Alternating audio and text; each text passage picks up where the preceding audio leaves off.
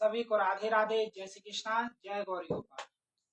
आइए हम आज की बात करें जो आजकल की स्कूलों की मैडमें हुई हैं ना, वो बड़े बच्चों पर रोक जमाती हैं। इस तरह ये नहीं करना चाहिए उनको। बच्चों पे रोक लगाने वाले बड़ी मैडमें बड़ी खराब होती हैं। पूछो कैसे? देखो, मैडम अपने आप को बड़ा स्मार्ट समझती हैं, लेकिन वो होती नहीं है। भगवान से तुम कभी स्मार्ट नहीं हो सकते। ये बताओ, स्कूलों को मंदिर कहा जाता है कि नहीं कहा जाता? स्कूलों को मंदिर कहा जाता है। वो मंदिर होता है, मंदिर समान। वहां ये बताओ कौन सी भगवान बैठते हैं? राक्षस तो बैठता नहीं है मंदिर में। वहां सरस्वती माता ही विराजमान होती हैं। वो ज्ञान की देवी है सरस्वती माता, जो हमें बुद्धि देती है। बुद्धि देती हमें, ज्ञान की देवी है सरस्वती माता, हमें भरपूर ज्ञान देती है। लेकिन हम मानते ही नहीं है। हम पढ़ाई अच्छे से करें ना तो हम सफल हो जाएं, मन लगा के पढ़ाई करें। क्योंकि मन लगा के पढ़ाई करने वाला वही व्यक्ति सफल है। जो मन लगा के व्यक्ति हर काम में सफल हो जाए, वही व्यक्ति सफल है, और कोई कारण से सफल नहीं है। ये बताओ, तुम उसको सफल बना दोगे? नहीं बना पाओगे। व्यक्ति वो अपने योग और बल से सफल हो सकता है, तुम उसको सफल नहीं बना सकते।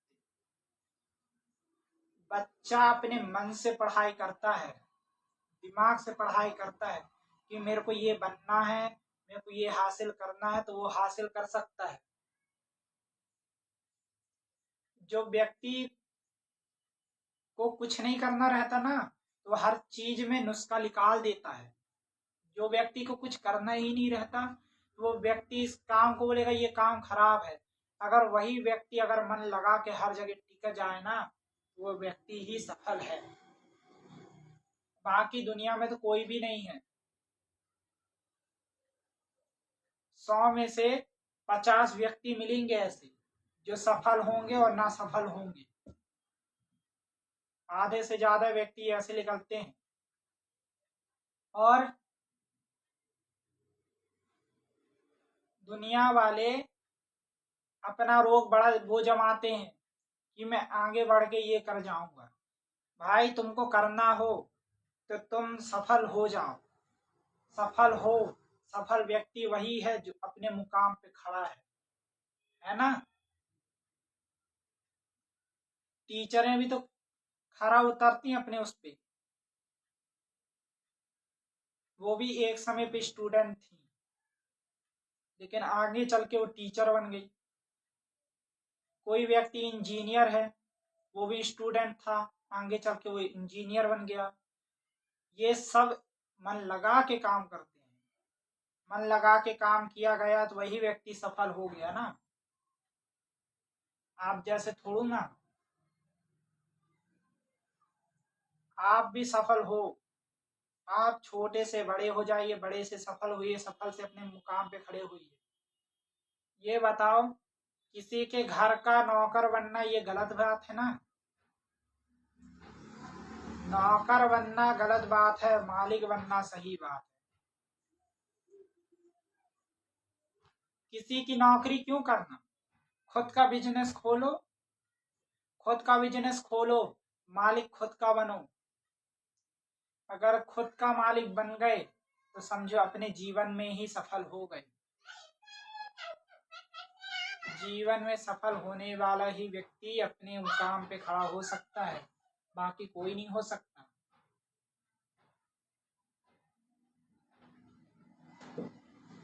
अगर वही व्यक्ति दारू पी रहा है और वो नहीं सोचता कि मेरे को कुछ नहीं करना, तो वो जीवन में ही कुछ नहीं कर सकता। और वही व्यक्ति दारू पीने वाला है, अगर वही व्यक्ति अपना पैसा धनराशि बचा बचा के जोड़े कि मैं अपने बच्चों को पढ़ाऊंगा, तो व्यक्ति आगे निकल सकता है, वह व्यक्ति आगे निकल सकता है। अगर वही एक एक रुपए अगर जोड़े और दारू ना पिए, वही व्यक्ति सुखी और समझदार व्यक्ति है। लेकिन आजकल के मूर्खों को कौन समझाए? बस उन्हें तो पीना है और पीना है, गंदी नाले में पड़े रहना है, उनका काम वही है। ना सर, आप ये काम करो ही क्यों? दूसरा कोई क्यों करे? अब हम आगे की बात करें भगवान की। भगवान ये सृष्टि बहुत अच्छी रचाए हैं, बहुत अच्छे से उत्पन्न किए, बहुत अच्छे से रचाए। ये बताओ, भारत में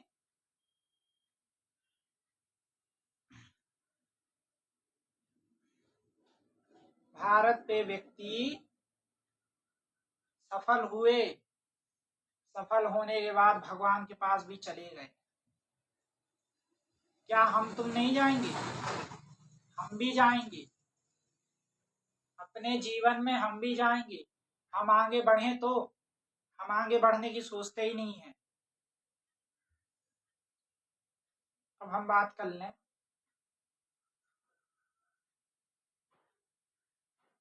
परम पूज्य श्री अनिरुद्धाचार्य जी महाराज, गौरी गोपाल वृंदावन धाम। वहां पे अन्य रसोई चलाई जाती हैं, जो कि 40 से 50 व्यक्ति वहां पे भोजन प्रसादी के लिए आते हैं। और गौशाला भी चलाया जाता है वहां पे, जो कि इतनी अच्छी से सेवाएं होती वहां पे। हम भी जा चुके हैं सेवाएं देखने। और 310 वृद्ध माताएं हैं गौरी गोपाल में, जो कि वहां दिल से सेवाएं होती हैं। अगर आप भी अपने घर पे एक माँ की सेवा करें तो ये बताओ, गौरी गोपाल आश्रम में रहने की क्या जरूरत है? वृद्धाश्रम में रहने की क्या जरूरत है? अगर हर नागरिक व्यक्ति इस दुनिया में अपनी माँ का ख्याल रखे ना, तो वृद्धाश्रम बनाने की कोई जरूरत पड़ेगी ही नहीं।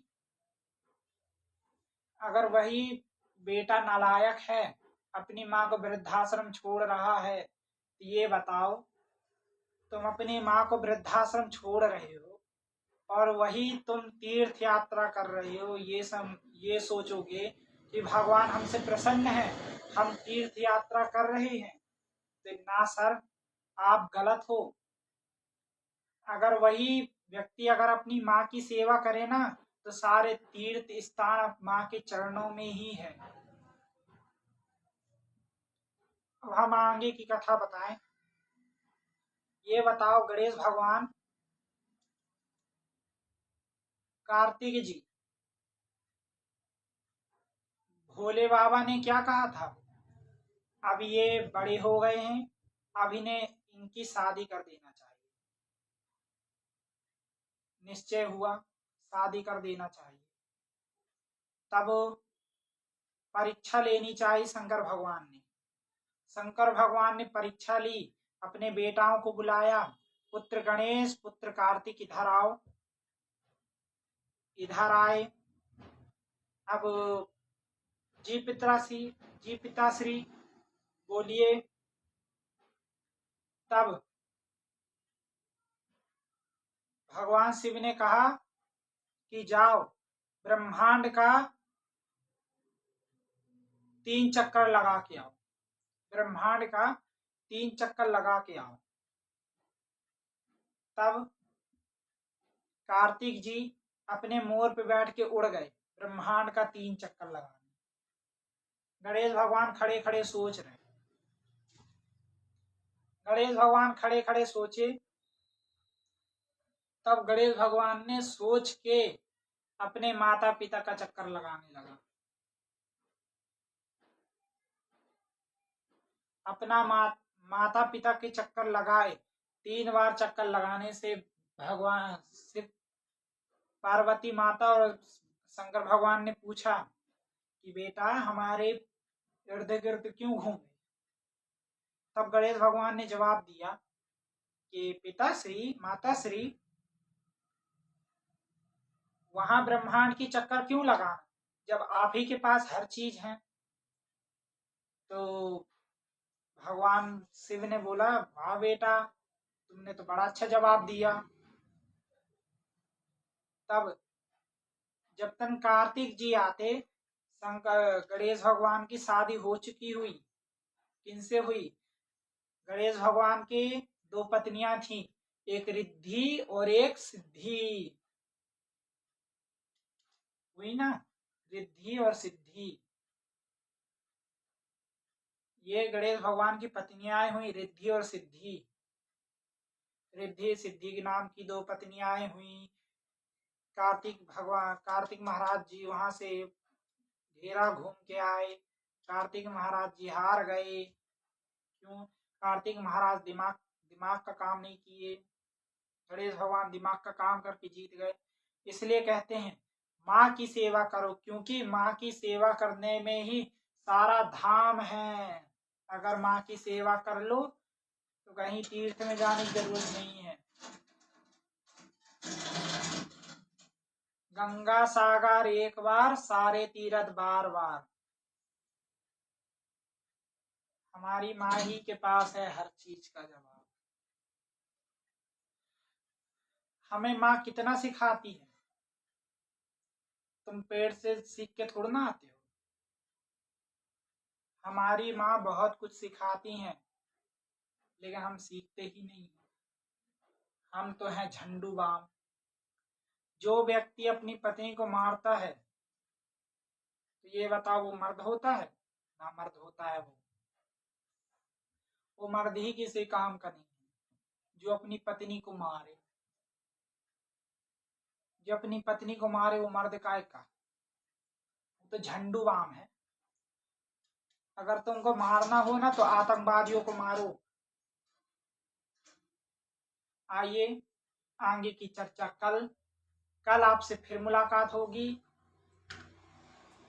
और परसों कटनी में जाना है, जो कि आ चुका है। अब आपसे फिर मुलाकात होगी। जय श्रीमन नारायण, जय श्री कृष्णा, राधे राधे। अभी गौरी गोपाल आश्रम में गोकुल के बच्चे पढ़ रहे हैं। आपको YouTube पे जुड़ना हो वो YouTube पे जुड़ जाए, जिसको इंस्टा पे जुड़ना वो इंस्टा पे जुड़ जाए। इंस्टा पे जुड़ने वाले भक्तों को जय श्रीमन नारायण, यूट्यूब पे भक्तों को जुड़ने वाले को जय श्रीमन नारायण। जो हमारी कथा दूर दूर से देखता हो और दूर दूर से कथा को श्रवण करता हो और दूर दूर से प्रवचनों को ध्यान में रखता हो, और जो व्यक्ति अपने आचरण से उतर जाए, वही व्यक्ति सबसे बड़ा दान पुण्य है। और अपने जीवन में हमेशा सबसे अच्छा दान करना चाहिए, क्योंकि दान सबसे बड़ा महाकल्याण होता है। और जो व्यक्ति अगर दान कर दे, उसकी झोली कभी खाली नहीं होती, उसकी झोली सदैव भरी रहती है। उसकी झोली ना कोई नहीं भर पाता, भगवान भरते हैं। ये बताओ सुदामा जी की झोली भर ना गई? सुदामा जी की झोली किसने भरा? भगवान श्री कृष्ण ने। भगवान इतने दिन तक दुख में क्यों रखे सुदामा जी को? क्योंकि भगवान परीक्षा लेते थे सुदामा जी की। फिर भी देखो कितने मुश्किल में भगवान से लगाव हटा नहीं सुदामा जी का। उनकी पत्नी सुशीला, जाओ जी एक बार अपने मित्र से तो मिलाओ, ये बोल के भेजी। आगे की चर्चा कल, सुदामा प्रसंग आपको कल सुनाया जाएगा। परसों विस्तार पूर्वक। परसों से कुछ नहीं रहेगा। आप सभी को जय श्रीमन नारायण, जय श्री कृष्णा, राधे राधे।